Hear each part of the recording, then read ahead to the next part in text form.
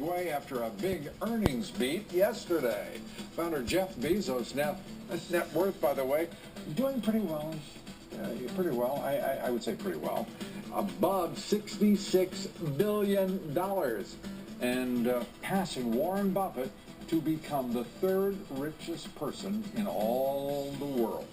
A reminder to listen to my reports 3 times a day, coast to coast on the Salem Radio Network. Joining me now, Forbes Media Chairman, Editor-in-Chief Steve Forbes.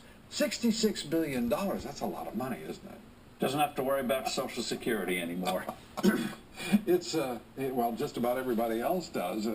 But what's amazing, though, is for years, he has dictated the terms in which you judge that company. For years, they went profits. He said everything's being reinvested to grow sales.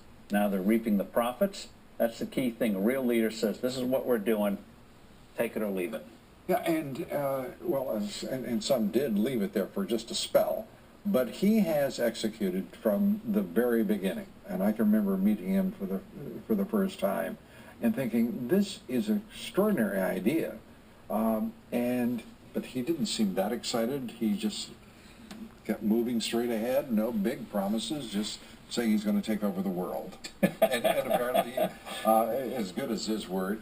Let's talk also about 1.2% growth. Now, the rest of the world, at least in this country, not doing quite as well. 1.2%.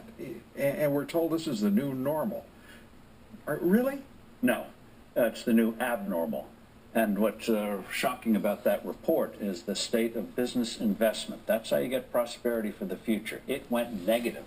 Consumer spending held up a little bit. It hasn't been high. But business investment is down. That's ominous for the future.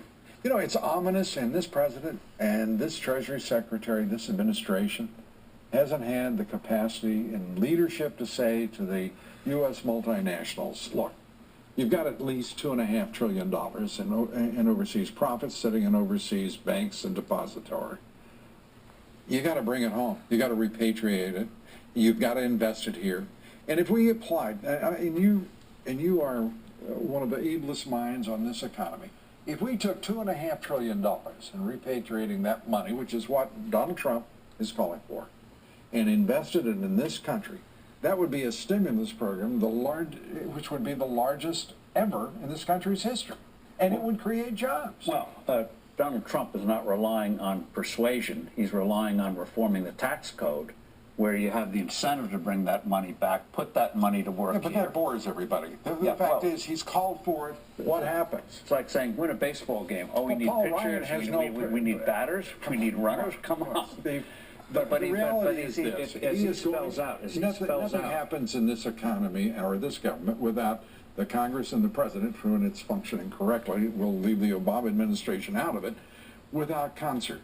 So what I'm asking you, $2.5 trillion, why isn't the entire Republican Party behind this idea and pushing it and driving it as the Trump public policy response here? I think that's going to happen. I know Paul Ryan's in favor of it. Paul Ryan, he's the speaker. Paul Ryan, he is the speaker, but it's not his idea. It is, in point of fact, Donald Trump's idea. So let's get it straight. It's been an idea, including my flat tax, of stopping this crazy territorial taxation. By the time people divide up the credit, it is Trump's. It is his agenda. Well, he's the leader. Driving it. He's the leader. Correct. So run with it. Absolutely. And people get behind it.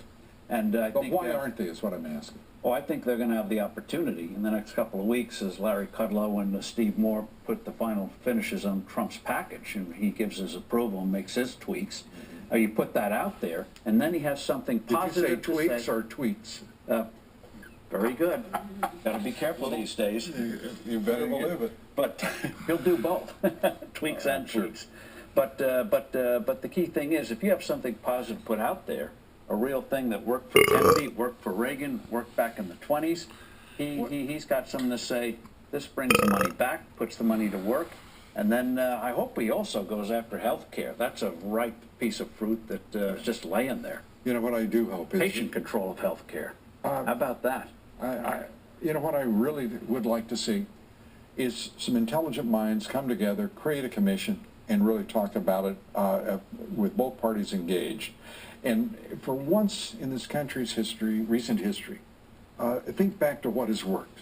For example, reach back to 1983, and some fellow by the name of Greenspan and the Greenspan Commission on Social Security. And what was worked out in an important way was the success of Social Security. We're not watching that happen. I think under Trump it might well. What do you think? Well, 1986, reforming the tax code. They did throw out a lot of tax shelters, reduced the tax rate from 50 to 28%, two rates, passed the Senate 97 to 3. It can be done again. But that wasn't a commission and it wasn't bilateral. They negotiated. They did negotiate. It was the same thing. They got an agreement and ran with it. All right. See, Forbes, it's always good arguing with you. No, we're in agreement, by the way. We want lower tax rates. Steve Forbes. Win-win. Very quickly, the Euro bank stress tests. The news was not entirely good. Huge crisis. Question is, what are they going to do about these limping Italian The crisis in Italian banks. Italian banks. Not across the breadth of the 51 banks controlling 70% of the assets. Well, they're going to have to, well, the question is how are they going to deal with it? Are they going to put in capital? Are they going to create bad banks, take off the bad loans, which would probably be the best thing to do? Which is what we have done in similar crises. Yeah, but the bad bank's the best thing because that way you don't throw in a lot of taxpayer money. You just sell the bad assets. But anyway, that's Doesn't sound like the European way to me.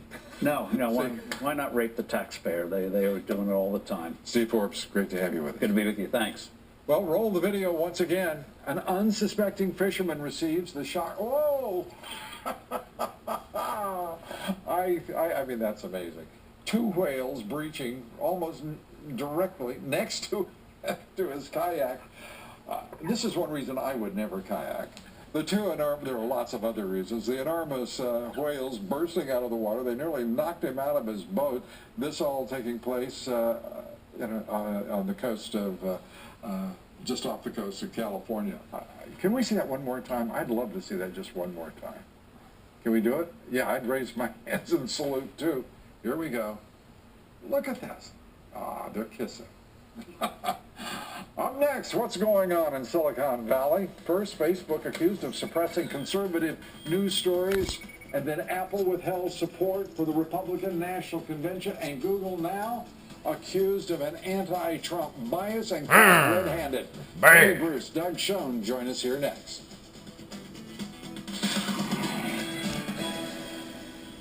Skate through summer